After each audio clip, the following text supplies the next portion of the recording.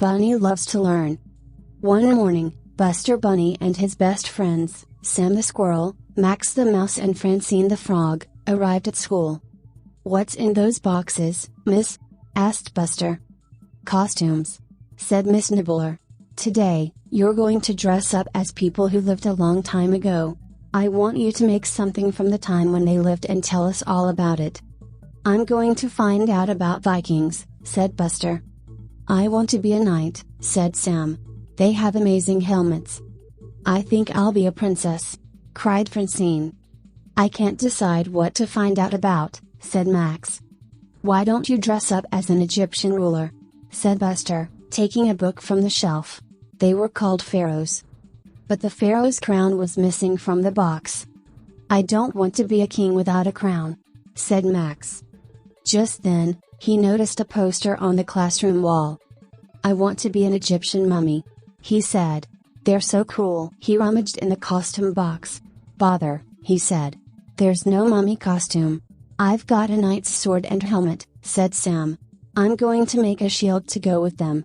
"I'm building a model of a Viking ship," said Buster.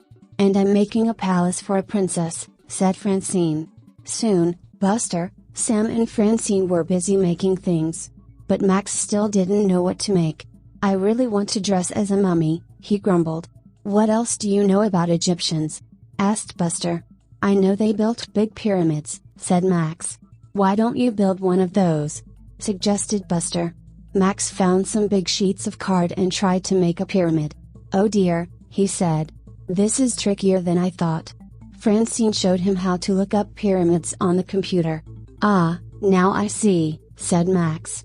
"A pyramid has 4 sides, not 3. And each side is exactly the same size." Max finished his pyramid proudly, but then he sighed. "I still don't know what to wear," he said. "Ouch," said Buster suddenly. "I just got a paper cut." "It's only a small one," said Miss Nibbler. "But you'd better nip to the school nurse for a plaster." "That gives me an idea," said Buster. He whispered in Max's ear. "Brilliant," laughed Max. "Please don't be long." When it was time to present to the class, the friends took it in turns to show what they had made. "I'm a knight," said Sam. "My shield protected me in battle. It was brightly painted so that my friends could recognize me when my helmet was shut." "I'm a princess," said Francine. "I lived in a palace. I wore long silky dresses and tall pointy hats and I often got to boss around all the knights." Buster, back from the nurse, showed the class his Viking ship. "I'm a Viking," he said. "I love to sail in a very fast ship called a longship. It had a dragon's head carved on the front to scare my enemies." "Thanks, Buster," said Miss Nibbler. "Now it's Max's turn." "Egyptians lived a very, very long time ago," said a voice. But Max was nowhere to be seen. "They built amazing pyramids," the voice went on. "The pyramids were taller than 10 houses on top of each other.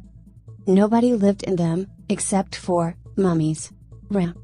And Max leapt out of the pyramid. "So that's where you were hiding," cried Francine. "Where did you get that brilliant mummy costume?" asked Sam. "I thought there wasn't one." "I borrowed the bandages from the school nurse," said Max. "It was Buster's idea?" "Clever thinking, Buster," said Miss Nibbler. "And well done to everybody.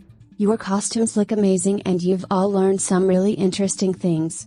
What a wonderful show and tell." The end.